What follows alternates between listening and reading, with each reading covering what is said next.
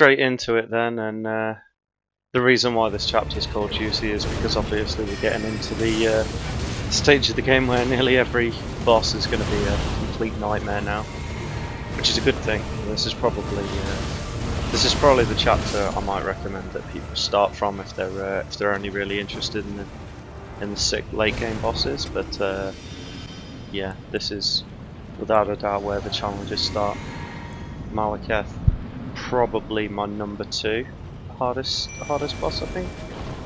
I think this is a really good boss fight. The first phase is just, you know, the longer you fuck about with it, the more you will be punished, because it can be like just blasted through, I think, especially as a mage. I don't know what it's like for melee, to be honest. I found like the further away you got, the more trouble he actually gave you. Like, he's not too bad far away, especially if he stays in the summons, but he's got a lot of these rocks he just keeps flinging out. So you're not really benefiting by moving out, because it's just like a shotgun. It's going to be difficult to deal with. But Malekith himself, so trying to keep this at range, it was just a mistake. Like that mid to long range, he's got significantly more powerful attacks. All of his melee stuff is just so much easier to dodge, so even casting, you want to be up close and just getting under him constantly. And this fight totally changes because of that. My mate Voight showed me that there is actually that item that you can use to like parry his attacks, and it's all like dependent on some of the visual light effects, but I never managed to get that to work for me, and for me it was just a case of get good, get under his feet. Really well designed fight, to be honest. Got a lot of time for this. Enjoyed going through this NG plus 1 and 2. I think I actually one-shot him in NG plus 2. I think the thing is, when you're really enjoying a boss fight, you're more likely to pay attention to all of the details. I mean, I'd certainly all of the encounters that I remember, I never ever struggle with when I come back to them again, usually. Not unless there's some sort of mechanic in their kit that you don't usually see, but the expanded health pools mean that they get a chance to use it. But you know, as I say, that doesn't come up all the time. But yeah, really good fight this. So all of the fights from now on are going to become like the end of individual zone fights. So, you know, essentially all late game territory. All of the significant bosses that are mentioned at the start that you know are tied in with the end game. But yeah, obviously there's still going to be 1 or 2 bits and pieces weaved in where I've missed some content. I'm just trying to slam it in somewhere, which is always good for reference of power scaling, but yeah.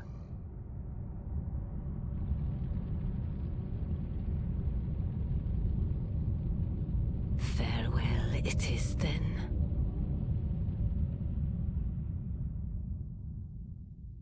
You'll be Elden Lord yet.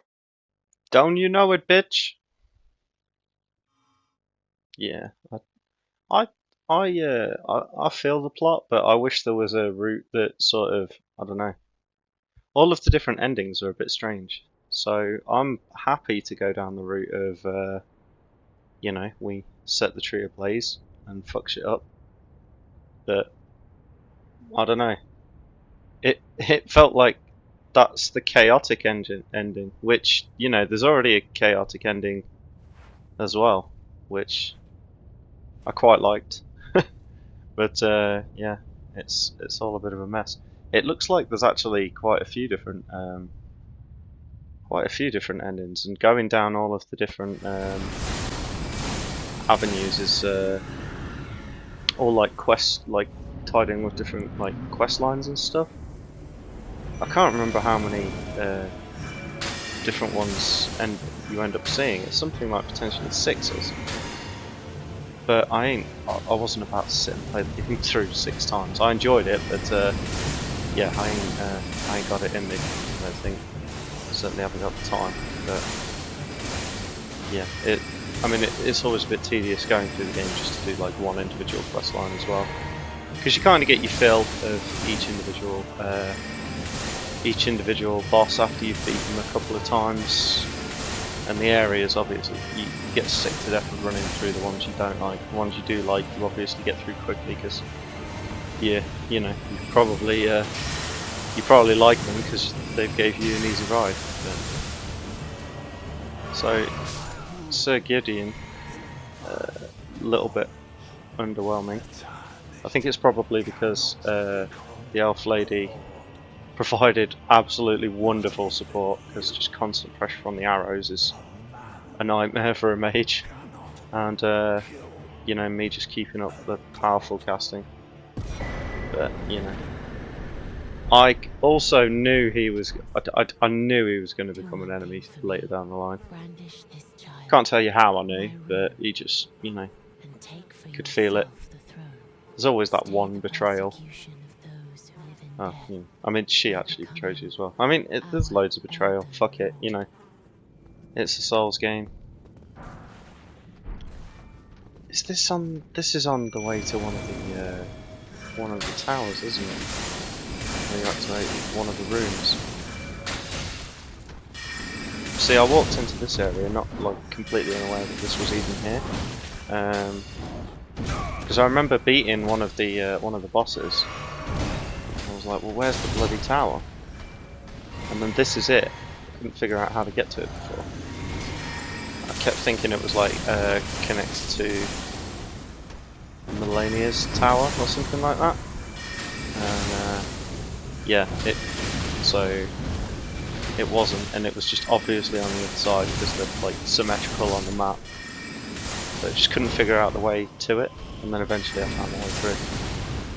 Some of them are really obvious paths, but classic Souls game. A lot of them are, it's almost like a secret to find them. And half of them I would, like I found so much stuff accidentally, and I found so much stuff early. But not all of it. I'd say not all of it. I found realizing what it was, and then I'm just like, oh, I'll come back to this, and then forget to come back to it. That happened a lot less in this game, purely because of the markers that you could put on the map. So I was putting those down everywhere where I knew that I needed to come back to, and I mainly didn't miss stuff, or mainly sort of had a checklist to a certain point. There were several instances where I came back and I realised that I didn't realise the significance of what I'd overlooked. And the other thing is as well, a lot of the places get kept behind certain quest lines, so it's alright putting markers everywhere, but you don't necessarily know what is tied to what. So you still have to have a really good memory, which is a bit of a bastard, but especially for the game of this size, because it is just vast. Oh my god! So I felt like this guy was his challenger. I didn't even I'd never heard him mentioned before or anything, and then he comes in and that swiping attack where he comes down, like sometimes I don't know where he's coming from, and it really shows, which was why I kept getting hit by it. And then when he shot them two like golden beams, I have no idea what you're supposed to do for that. It's like, it's just got to be perfect invulnerability frames on a roll. Like, it's the only way I can see you actually getting out of the way. But that means that there's no perfect direction you can move. It's just gonna fucking spray everywhere, and you will die if it hits you. So yeah, my only thought is just perfectly roll through it, but getting the timing right for that, you can I really feel like it. You can only afford to have that spell go off once, because trying to get that right more than once in a playthrough, it's like that's taxing. I don't think bosses should have too many abilities where they are one-shotting you throughout their whole playthrough. So getting the timing right for that I found was really hard, but I did find blocking was fine. Obviously you can see here I've enchanted my shield, so I've got better block value. I'm just used to playing, tank type roles where I can rely on a great shield, and you know I would often take rings and stuff that would boost the you know, decrease the amount of stamina like drained from a block, and just play it off that way. And you know, unblockable attacks obviously I dodge, but yeah, it's a playstyle. Stick more to the defensive than offensive. It helps because obviously, like I say, you know, I've not always got the reaction times. Like I just don't. I've never been that quick to react to things. But once I realise it's happening, though, it's all like I can keep cool, but you know, it's like a dance. You have to get the rhythm. But it's like that then. Like because of the disorientating light, I'd got no idea where he was. So I'm just like, okay, looking around for him, but and then he gets me. But yeah, that fight, you know, bit of a crutch on the summon to help me finish him off. But you know, I was in desperate need of just staying away from those beams. But yeah, it wasn't a bad fight. I wouldn't write it off as being poorly designed. It's just you know, I needed the crutches in place that I had. But yeah, there's I imagine it was probably more difficult for melee builds again, closing the distance, because there's the huge disengage that he just pulls off, and I hope in future Soft games that they sort of knock that on the head. But if by now you don't also feel that you know, a lot of these boss rooms are definitely designed for the horse, then I don't know what more I can do to convince you, because the vast space with nothing in it is just like it's clearly designed for something with massive maneuverability, and it's not our character just running around on foot, is it? So, and you know, there's even more bosses like that before the end as well. So, and more to the point, you know, some areas, you know, you think like the Blight Townish areas. Any area that's got like that Scarlet Rock, for instance, the only way that you're fighting something on that, realistically, is if you're on the horse, so you're not walking in the Scarlet Rock or like a poison floor. Like areas like that, it sort of indicates to me that you should be on the horse. So yeah, I think a lot of the game was conceived so that you'd be fighting off the back of Torrent, but you know, that obviously has just been written off towards the end. Maybe the game was very close to being finished, and they were, you know, they trialed it, and it wasn't fun, or maybe it was getting super repetitive. I know in one of the Batman games, Arkham Knight, I think it was centric around like all of the Batmobile tank stuff, and there was just 40–50% of the game was just driving around in this tank, and it stopped feeling like a Batman game for all of those parts, and it was really repetitive because they just didn't do anything new. It just felt like a really early it kind of felt like an early Armored Core or something like that, do you know what I mean? Just going around fighting other mechs, you know, in a cityscape. It wasn't something I would reach for though, for the core gameplay. I mean, ultimately you're playing a game like Batman because it's stealth, like combo counter game. It just doesn't make sense to be just in a tank blasting around. But yeah, tangent.